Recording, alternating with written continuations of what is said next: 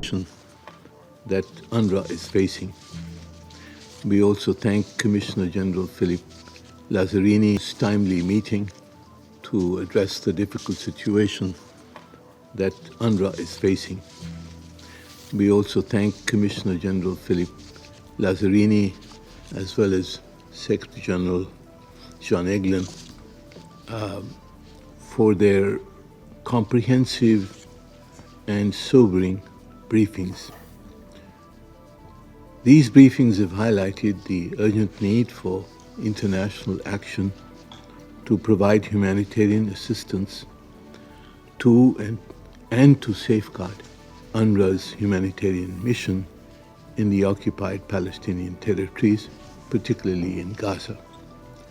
We would like to thank all humanitarian agencies who are working in Gaza to address the catastrophe that the Palestinian people are facing. In particular, UNRWA's role is critical.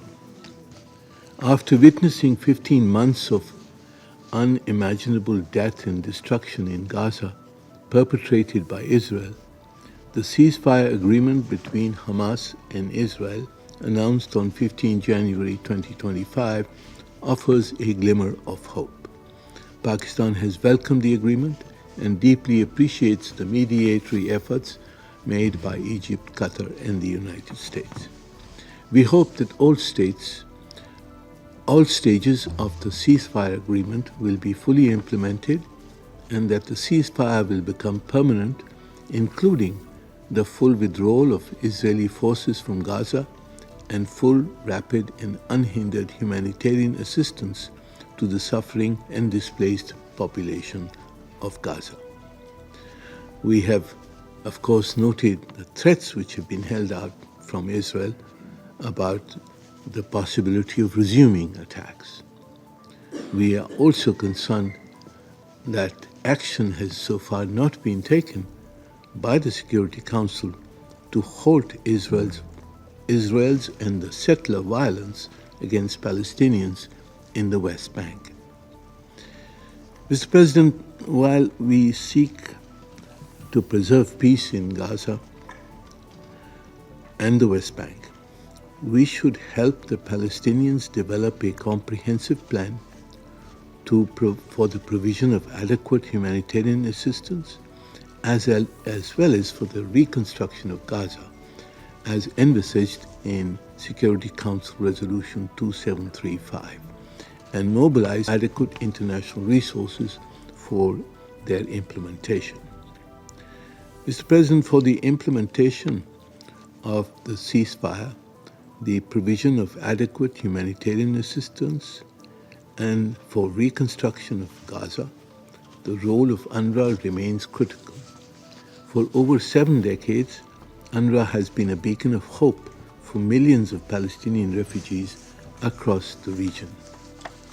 Allowing UNRWA to be dismantled will undermine the ceasefire agreement and derail any chance for Gaza's recovery and political transition. With its extensive network of schools, healthcare facilities, and humanitarian services, UNRWA remains unmatched and indispensable in its capacity to provide life-saving assistance, the resumption of education for hundreds and thousands of children, and the continued provision of healthcare to millions. It would also be critical for the reconstruction of Gaza. Mr. President, UNRWA and its heroic personnel have continued to operate within the occupied Palestinian territory, especially Gaza, in the face of directed attacks against them, in which 370 of their personnel have perished.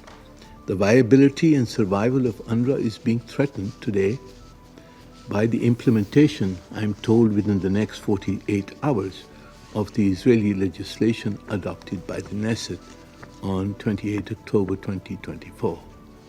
This legislation banning UNRWA's activities violates the UN Charter, international law, and the advisory opinion of the International Court of Justice of 19 July 2024. Israel has no right, as the occupying power, to close down any UN facility, in particular UNRWA's office in East Jerusalem, or any other UN international facility established in the occupied Palestinian territories under a mandate of the United Nations. Israel's continued actions defy the international community, as reaffirmed in General Assembly resolutions renewing UNRWA's mandate. Israel's allegations against UNRWA have not been established. This should be. The Colonna report does not establish these allegations. But whatever doubts may be there should be disproved through a full UN investigation. By targeting UNRWA, Israel seeks not only to dismantle the structures that are critical to provide humanitarian assistance to the Palestinian people, but also to erode the identity of the Palestinian people and the rights that they possess, and to undermine the aspirations for justice and peace. As Commissioner General Lazzarini rightly observed at the last meeting, allowing a UN-mandated agency to be obstructed by national legislation would make and I quote, a mockery of international law and our multilateral system.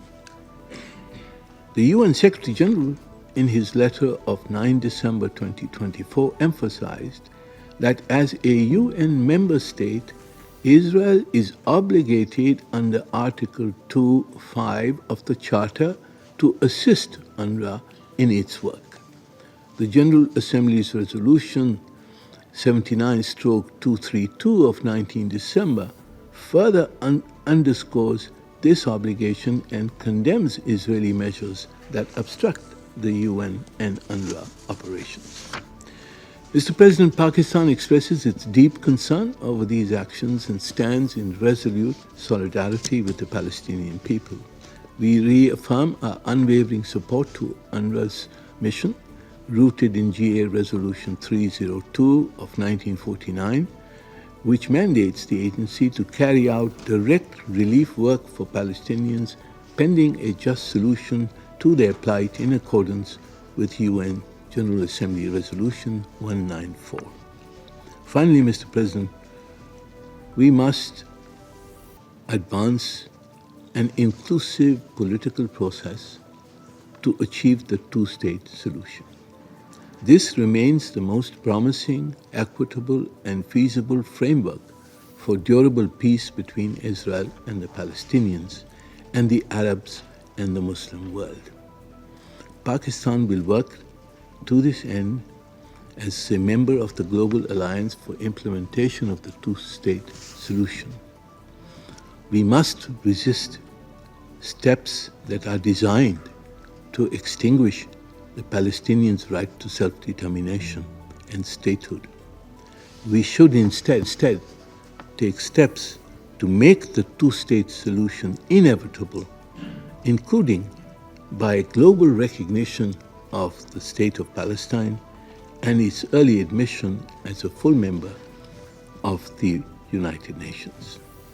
We welcome, in this context, the General Assembly's decision in Resolution 79/81 to convene a high-level international conference in June 2025 to be hosted by France and the Kingdom of Saudi Arabia, where we hope we will agree on an irreversible path to achieve the two-state solution consistent with the UN resolutions and international law. Thank you, Mr. President.